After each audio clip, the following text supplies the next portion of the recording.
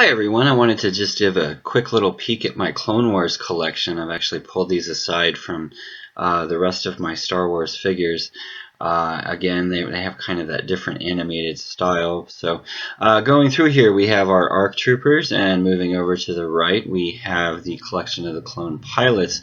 Moving down, you can kind of see the general outlay there. I kind of have lined everything up. I have a character-driven collection, which means I try to have one of each of the characters. I don't really want to try to have every version of Anakin or anything like that, but if there's a unique figure they put out, I will certainly purchase it. And again, when you look at this, this is pretty much all of the different characters that were put into figure from the Clone Wars collection. We're kind of moving our way through the bounty hunters and trainers and moving our way down to a second row of clones. Up on the top, you can kind of see these odds and ends that I have separated out. And then moving down, we have an entire section of ARF Troopers, and you can kind of see what I've always done with my Clone Wars stuff, and I do this with my Star Wars too, is I really kind of go by color. Even though some of these are different divisions technically, I try to color code everything. I just think it makes for a nice, appealing look.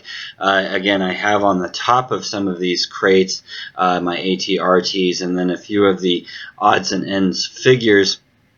Moving in, we have our tactical assault squad there, different versions of the one figure, and then we have old Rex with our blue section dipping into what we would think of as their little Arctic section that they had in that brief episode appearance. In the background, we can see some of the trainer droids, etc.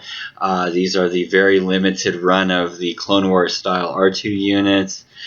We have in the orange and yellow camouflage units. Moving forward, again, we can see some of the Arctic Troopers there. Moving down to the baddie section, what I've done is I've actually gotten these all together. On the top, we kind of have that little Aura Singh group, and we also had Jabba. Here we have a droid shot, different versions of the same droid. Here we have the two versions of Savage Opress, a very short-lived character in the Clone Wars story. Around the side, you can kind of see some of the bigger figures that I have tucked in. Again, another shot, you can see the Geonosians in the back. Just an overall shot, you can see all the different droid variations there in the front. Around the side, we have our Aqua droids and, of course, Cad Bane.